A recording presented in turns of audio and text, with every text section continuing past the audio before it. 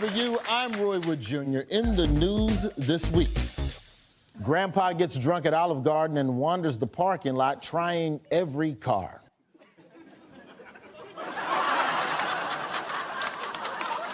The official slogan of the Argentinian government starting around 1946. I don't see no stinking Nazis in here. On Amber's team tonight, brother. He's a financier and former Trump communications director who, if he makes it to the end of this episode, will be on our show longer than he worked in the White House. It's Anthony Scaramucci.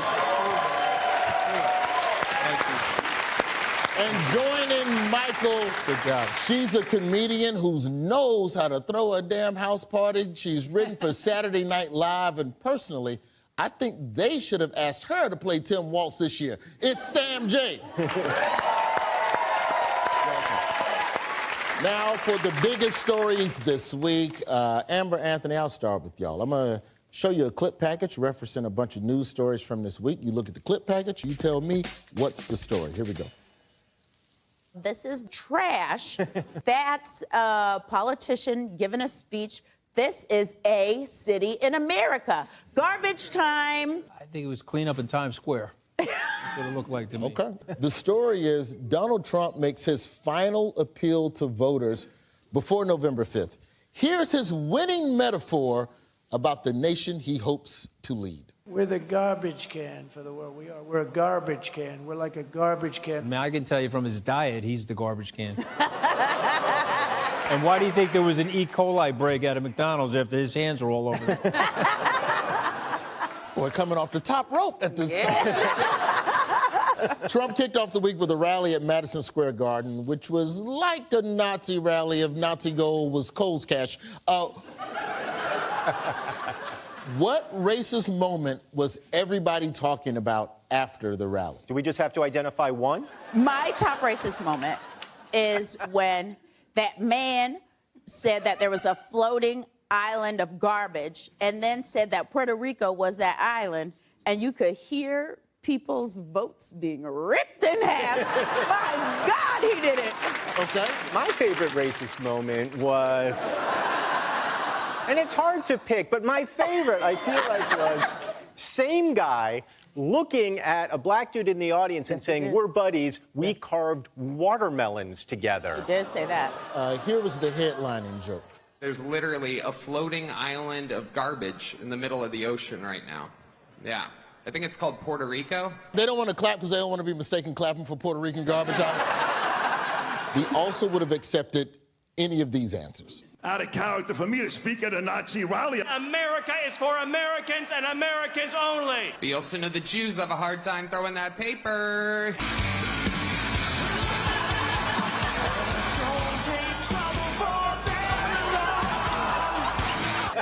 Politics aside, doesn't it make you feel old to see the day Hulk Hogan can't rip a T-shirt?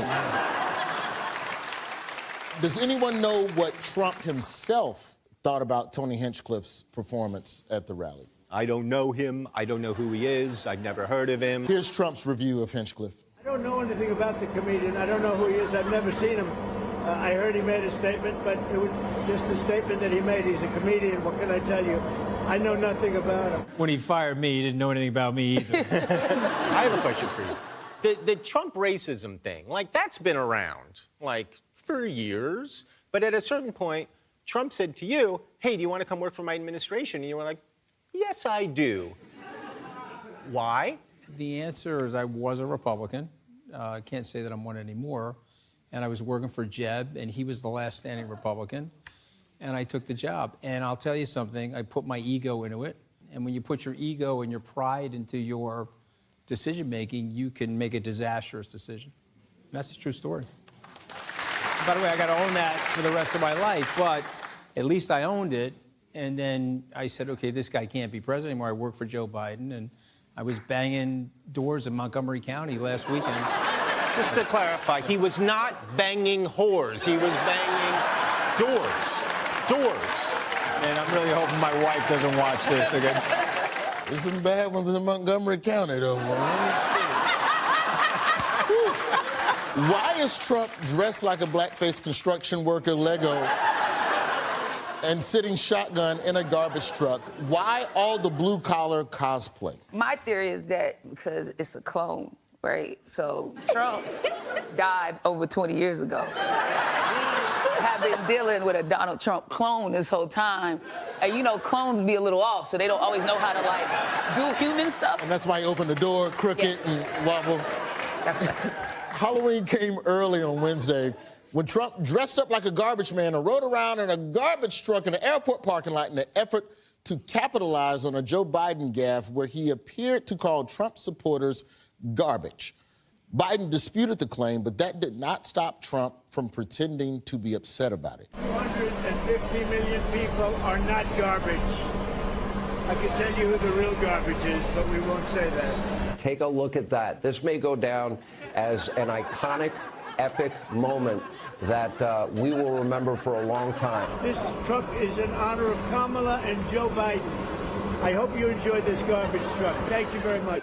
When I saw Biden say that, I'm like, bro, like, you're still the president. You can't call a bunch of people just because you don't agree with them politically garbage. Why can't Democrats resist the red meat of name-calling, knowing that the Republicans are just going to weaponize it into T-shirts and shitty watches? There is outrage that is justifiable. Sure, you don't call people garbage.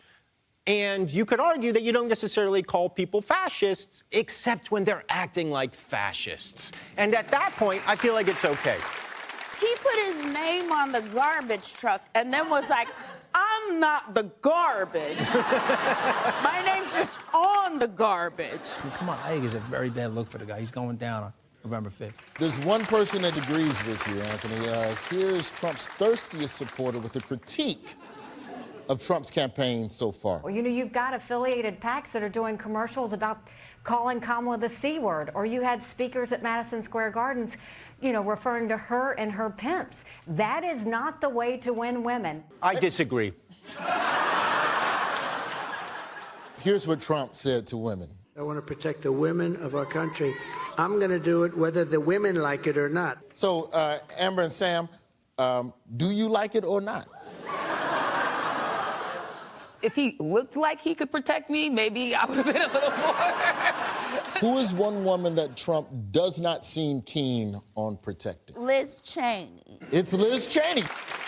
It's Liz Cheney who Trump criticized for being too gung-ho about war like this. Let's put her with a rifle standing there with 9 barrels shooting at her, okay? Let's see how she feels about it.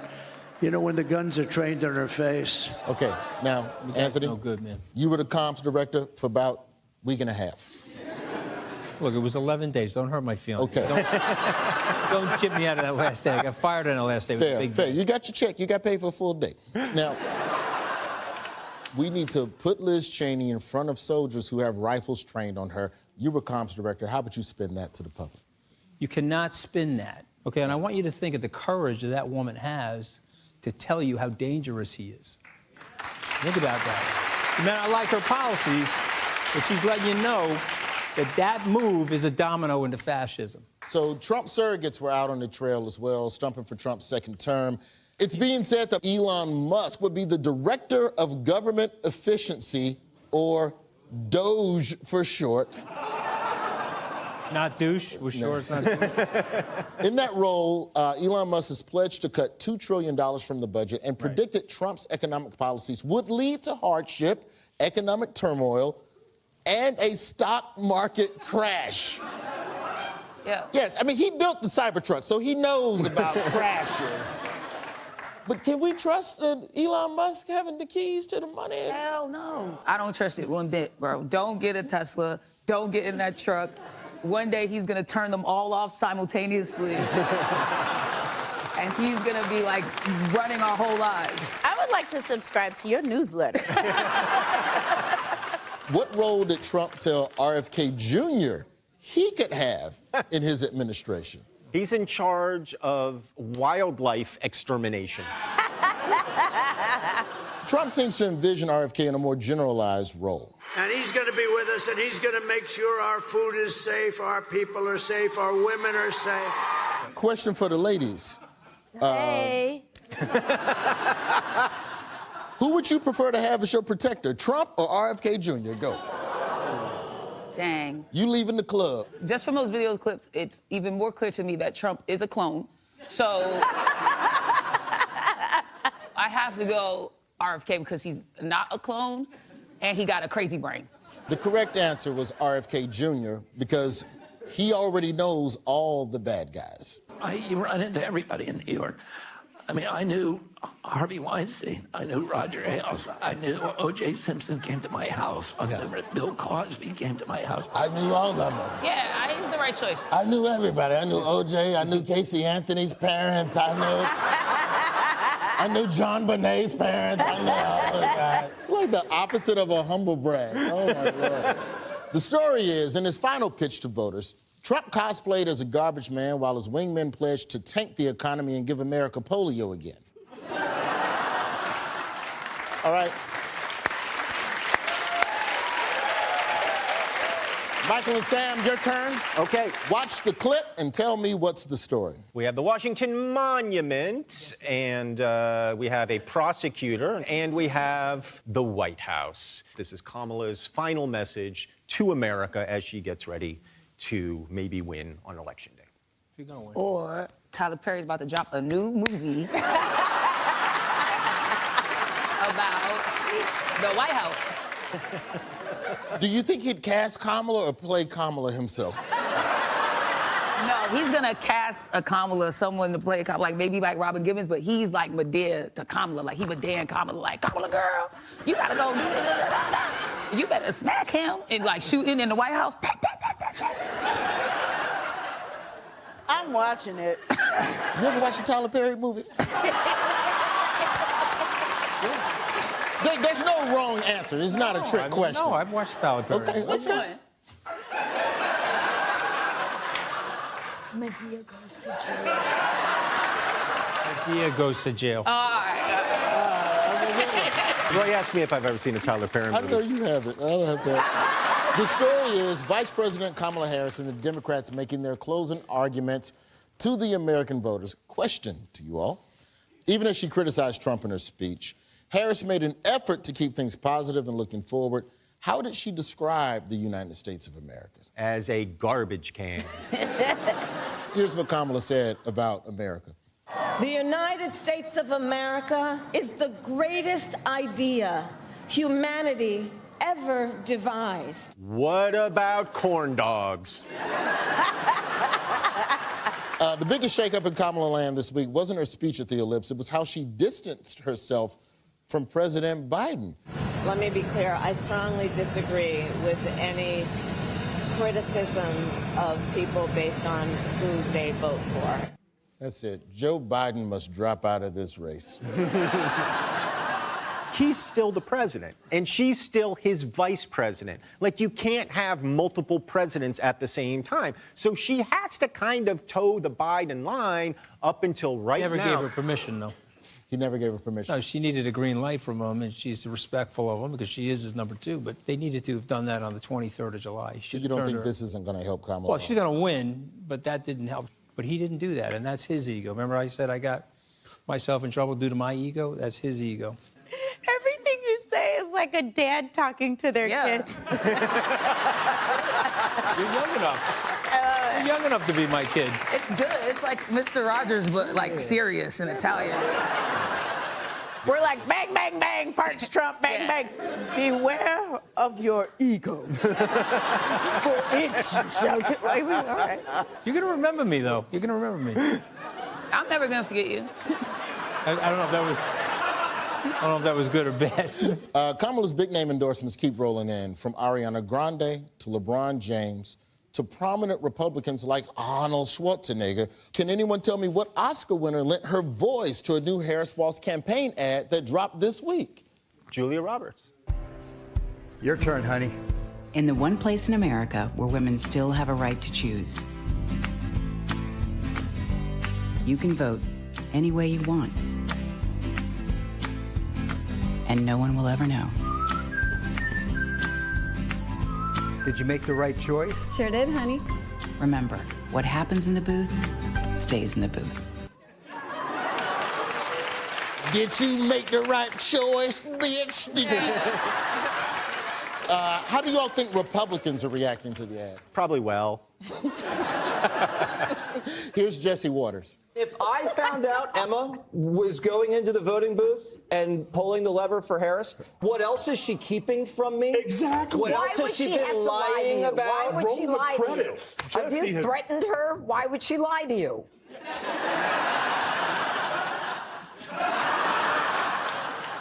We'll be right back.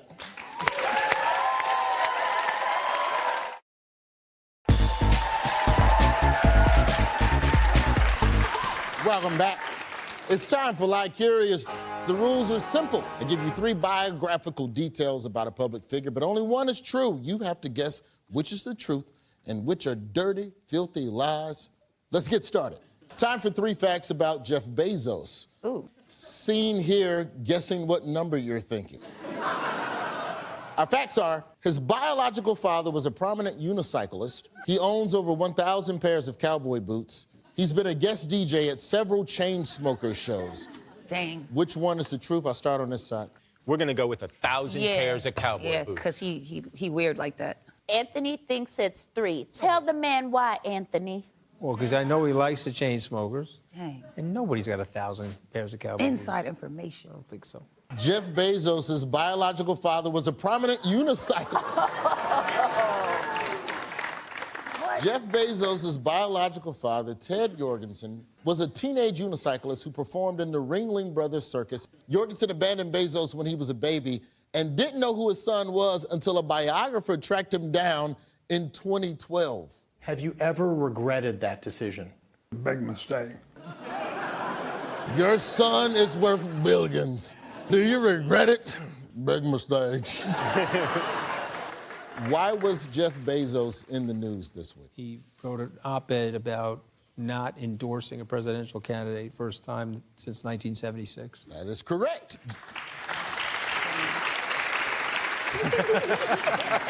Jeff Bezos is the owner of the Washington Post, which lost over 250,000 subscribers after announcing that it would not endorse a presidential candidate in the 2024 election. What are people saying about the WAPO's decision to withhold an endorsement for the first time in decades? That it's cowardice? I canceled my subscription.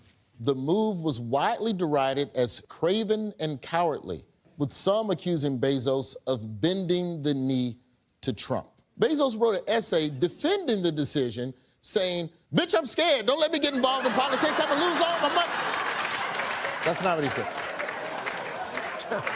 Trump's pulling my government contract. That's what he's scared of. He actually said it was, quote, principled and right, and lamented, increasingly, we talk only to a certain elite. More and more, we talk to ourselves. To your clone theory, don't it seem like Jeff Bezos been a little off since he got back from space? Time for 3 facts about our second gentleman, Doug Emhoff. He has an Addams Family pinball machine in his office. He was Pizza Rat's lawyer. He spoke at a Battlestar Galactica convention. Which one is the truth? Amber, I'll start on your side. Anthony, I think it's 2. Number 2. Okay, we would like to say poop. Just kidding, number 2. Okay, Pizza Rat lawyer over there, over here. So which one is true? I want it to be 3, but I feel like it's 1. That's the same way I feel. All right, we're gonna go with our heart or our head. 1. 1. That man has an Addams Family pinball machine in his office. You think Doug Emhoff, married to Kamala Harris, you think Kamala Harris is coming downstairs in the evening and she's going to allow Wait. an ugly... 3. Yeah. Don't let him bully you. No, he's right. Do not let him bully you. 3. He's right. She's not going for it. 3. Doug Emhoff was Pizza Rat's lawyer. Before he was second gentleman, Doug Emhoff represented Jukin Media, the licensing company that owned the rights to the viral Pizza Rat video that proved that rats are just like us. Oh, okay.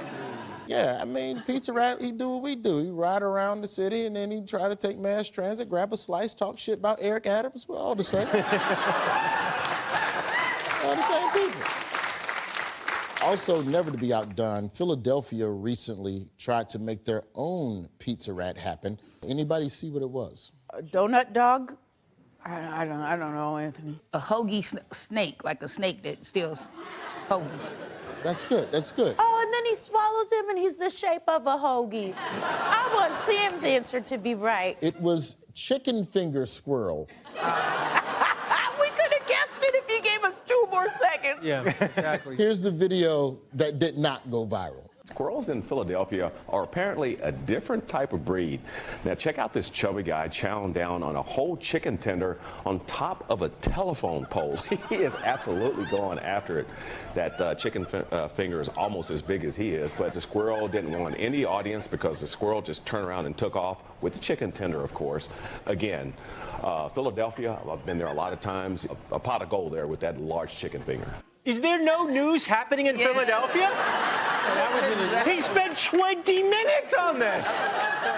Also, scientific fact, chicken finger is also the medical term for Gritty's dick.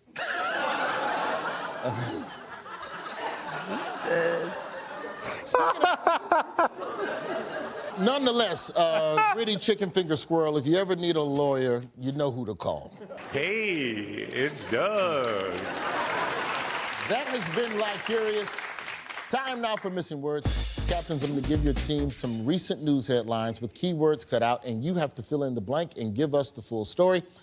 Here's your headline. I got a blank like Jennifer Aniston. Here's how it went. An ass. Jennifer Aniston got ass? I was going to say a blowout. That's what I was gonna say. I got a salmon sperm facial like Jennifer Aniston. Here's how it went. Even though it's called a salmon sperm facial, the procedure involves a topical compound derived from salmon DNA. It costs anywhere from $600 to $2,000. Thousands of dollars for fish juice. Well, $600 to $2,000. You might not get salmon. You might prefer catfish or cod or something. Let's play a quick game. I'm gonna give you all the name of a facial treatment. You have to tell me what it entails. The fire facial. What's the fire facial and how does it work? Crunch up a bunch of hot Cheetos. Pickle juice in it.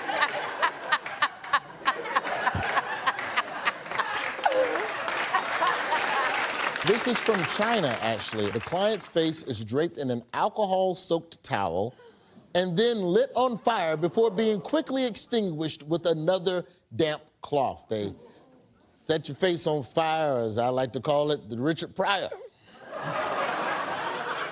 Here's your next headline. Blank think blackface is an acceptable Halloween costume. White people. The amount of whites.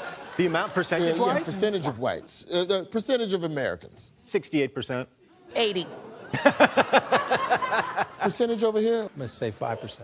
5%. Oh, you playing The Price is Right. Okay. The answer, 1/3 of Americans think blackface is an acceptable Halloween costume. Bonus question.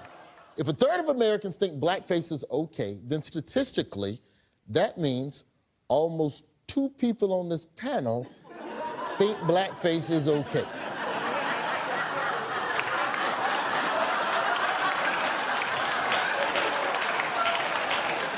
Who are the 2 people, Amber and Sam, who are the 2 people that you believe on this panel? Somehow the 2 people are both Michael.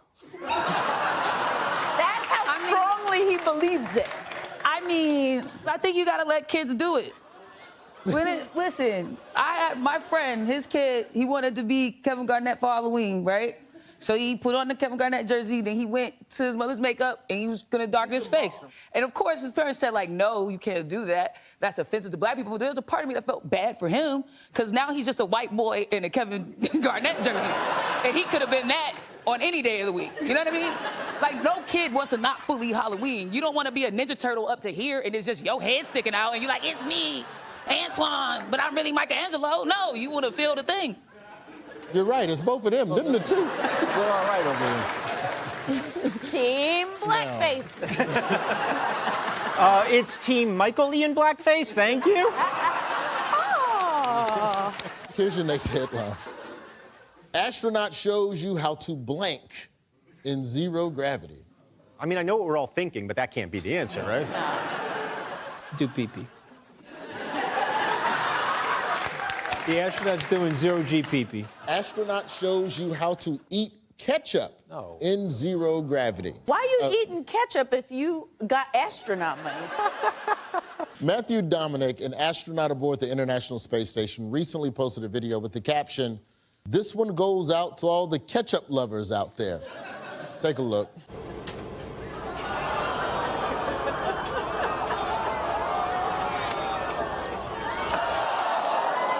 My understanding is that's also how you get the salmon sperm facial. They put a fish there and then.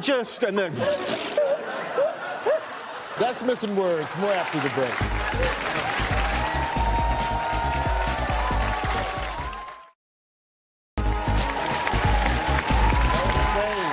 Okay. Welcome back. It's time for Meet in the Middle, where we find common ground between two people who would never be caught hanging out together. All right, on one side, we have Bad Bunny, J. Robert Oppenheimer, Matthew McConaughey, and Marissa Tomei. And on the other side, we have Conan O'Brien, Carrie Underwood, Tony Hinchcliffe, and Abraham Lincoln. Panel, first up, we got Go to the polls. Which two of these people competed in pageants and lost? Conan O'Brien. I do think it's Conan O'Brien and Marissa Tomei. What? That's some kooky thing he would do. You know, he's so tall. I'm gonna say Abraham Lincoln. In a pageant during the Civil War. Okay. I'm thinking this is pre-Civil War. Young Lincoln. Yes. Before the vampire hunting. Yes. Go ahead. You got it. And You got it. Bad Bunny. She's my teammate. Whatever Sam says, I'm sticking with. You should not do that. Matthew McConaughey and Carrie Underwood both competed in pageants and lost. Underwood was runner-up for Miss Northeastern State University in 2004, and McConaughey actually thought he won the 1977 Little Mr. Texas pageant until decades later when he zoomed in on the trophy he won, and it actually said, Little Mr. Texas runner-up 1977. As he wrote on Instagram, for 43 years, I was Little Mr. Texas until I wasn't. Turns out the actual winner of Little Mr. Texas 1977 was this guy, Lance Hunter, who now owns his own window tinting business. Congratulations to you, Lance. From the looks of his LinkedIn page, he seems to be doing all right. Next up, we've got Fight or Fight. Which two of these people were at some point notable wrestlers? Lincoln. Lincoln was a wrestler. Marissa Tomei every time. Abraham Lincoln and Marissa Tomei. Anthony agrees. I want to go with J. Robert Oppenheimer because that just seems dope. The answer is Abraham Lincoln and Bad Bunny. Ooh. Bad Bunny participated in several professional wrestling matches, including WrestleManias 37 and 39, and Abraham Lincoln participated in as many as 300 wrestling matches, earning a reputation as a, quote, a stud, catch-as-catch-can frontier grappler. Frontier grappler, Anthony, I think that was your job in the White House. What does... I had a lot of jobs, but that wasn't one of them. When you're in the Oval Office with Donald Trump, what are you thinking? Like, are you thinking, how did this happen? Why is he here? How the hell am I here? Like, Definitely thinking that. is he nuts in person? Or is he like sort of cogent and whatever when he's in person? You know, there are 40 of us that are telling you how crazy he is, right? I mean, you had John Kelly, who was 18 months as chief of staff, was telling people that he thinks and acts like a fascist. He pulled out the definition of what fascism is and read it to the New York Times. But did you feel like you were witnessing that behavior? I felt like I was witnessing somebody that wanted to break the law and wanted to disavow the Constitution. And we were But sitting that's there saying, Roy. no. Roy does that. Yeah, well, he's not sitting behind the resolute desk at the Oval Office. Do whatever you want, Roy. Well, I say whatever moves you made when you was working for Trump, you didn't end up in jail, so you must have did something right. Also, Lincoln wasn't the only POTUS with wrestling experience. So you got 4 presidents up on Mount Rushmore. 3 of them have wrestled. Name them. Teddy Roosevelt. Who else? I don't know who else is on Mount Rushmore. Jefferson and Washington, but I'll go with Washington. George Washington and Theodore Roosevelt were also both wrestlers. Now, Thomas Jefferson did some wrestling too, but it was way more problematic. Now, of course, there's another former president, President Trump, loves to wrestle. So as we all step into the voting booth on Tuesday to do our sacred civic duty and take part in this audacious experiment that is American democracy, let us never forget.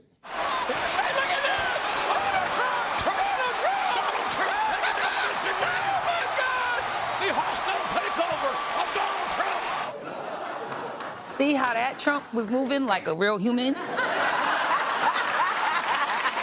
then the other one that we're seeing? I ain't saying you're wrong. I'm just saying I'm gonna go do my own research and I'm gonna get back to you. All right, let's do intern down for what? Which two of these people served as interns for politicians? I think it's very clear that it's Marissa Tomei. I think it's Tony and Marissa Tomei. Conan and Marissa Tomei, final answer. Conan Bryan and Marissa Tomei were both interns for politicians. Marissa Tomei interned for Chuck Schumer, and Conan O'Brien was an intern to the late Representative Father Robert Drinan. And internships like that are very important because you get into politics and then you realize politics ain't shit, and you get into comedy. We're out of time, so we didn't get to Tony Hinchcliffe and J. Robert Oppenheimer, but both were instrumental in historic bombs. More after the break.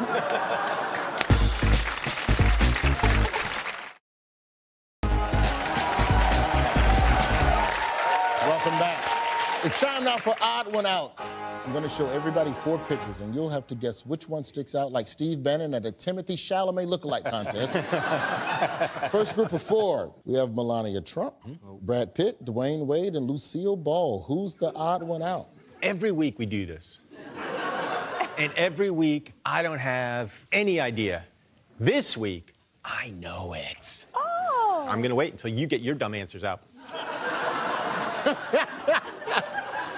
Michael, I also know it.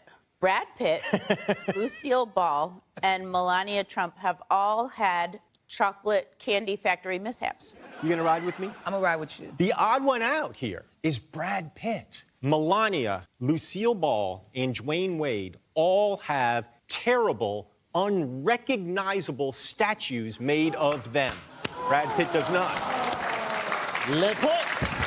I know one. The odd one out is Brad Pitt, Melania, D. Wade, and Lucille Ball. Terrible statues. While Brad Pitt plays a statue brought to life by a little boy's magic wish in the movie Fight Club. Let's get Melania out the way. This is a wooden sculpture of Melania Trump near her hometown in Slovenia. It's a sculpture of her insides. That's what you need to understand. I mean, they nailed the dress. I will give the sculptor that. It's part of the bargain Melania made with that witch. The statue gets more grotesque as Melania becomes more powerful. Let's do the Lucille Ball statue. Yes. I thought that was Paulie Walnuts from The Sopranos. And finally, Dwayne Wade unveiled last Sunday outside the Kaseya Center in Miami his statue. What's funny is he has to act proud of it. Like he's going around like, I don't care what people say. It's a good statue. That boy looked like he's getting frozen to transport to Jabba the Hutt.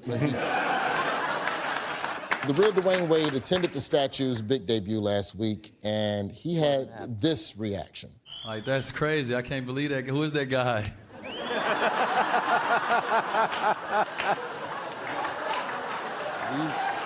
We don't know either. We was gonna ask you. When have you ever seen a statue and been like, this statue is nice, it looks like who it's of, and I'm not scared by it? Tom Seaver, Citi Field. Most of the NFL busts that they make are pretty good. Why didn't they hire that guy? Because they hired Jabba the Hutt's guy. Okay, bonus game. I'm gonna show you all a terrible statue. You tell me who it was supposed to be. Yay! First up. It kind of looks like Michael Ian Black, maybe. Oh. A much better looking version. Johnny Depp. That is, of course, Mordecai himself, Johnny Depp. The statue was commissioned as a tribute to the star as part of a 2010 film festival in Serbia. Here's Depp with the statue.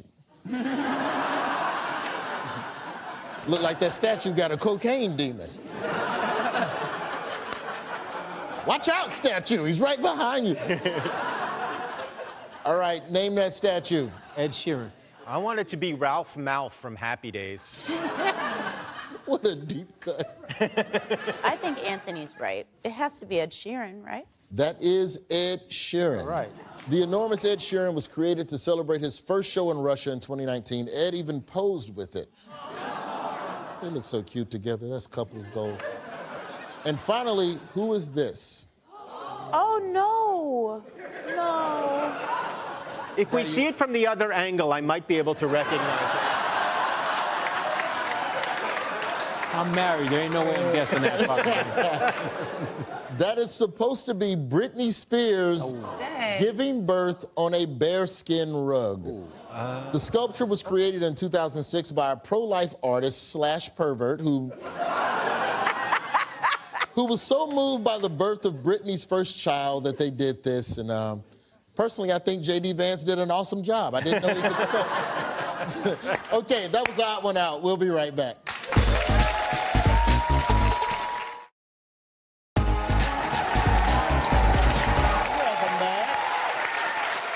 Welcome back to Have I Got News for You. It's time now for the Offendometer. We fire up the Offendometer, and teams have to tell us who's the offender, what they did, and who they offended. Here we go. Oh, this. Yeah. Ooh, Lord, Lord, Lord. You know a sports story is bad once it gets to me. Who did he offend? Let's just Mookie Betts. He took the ball out of his glove during the World Series. That is Austin Capobianco. Austin offended Mookie Betts and Major League Baseball and fans and anyone who went to the game and anyone that calls himself a decent Yankees fan on Tuesday night during Game 4 of the World Series when Betts went to catch a ball in foul territory. And Capobianco did this. He had the home run turned into a double. And yeah, Betts has that ball in his glove, and this fan literally tries to take his glove off. Pries the ball out of there. Madness. When I saw that play, the first thing I thought was how much I need to apologize to Philadelphia sports fans for calling them rude, drunk, terrible, inconsiderate, dirty, horseshit-eating people. Yeah. Because that was far worse. Our fans are just racist in Boston. That's it. Let's see your next offender. Oh, yeah. Panel, who's this offender? If he wanted to assassinate Mehdi Hassan on CNN. That is conservative political commentator Ryan Girdusky. Ryan offended Mehdi Hassan and viewers of Newsnight with Abby Phillip on Monday. Yeah. Girdusky attacked Hassan with a reference to Israel's recent detonation of hundreds of Hezbollah pagers. No, you don't call an anti-Semite more than anyone else's table. Yeah, I'm a supporter of the Palestinians. I'm used to it. Yeah, I hope your beeper doesn't go off. The thing is that you just say I should die. Did your guest just say I should be killed on live TV? There should be a drinking game for every time Abby Phillip have to shut down an asshole on her show. Girdusky was removed from the panel, and according to a CNN statement issued that night, Ryan will not be welcomed back at our network. Got fired during a commercial break. I've said some shit on this show. I haven't been fired yet, so. Yeah, to all the people at home, he's still here. So imagine the stuff that gets edited out. Burning me on television does not help, Amber. I'm sorry, Michael. I love you. I love you too. But the question becomes, if he's too racist for CNN, there's nowhere else for him to go. That was Offendometer. We'll be right back.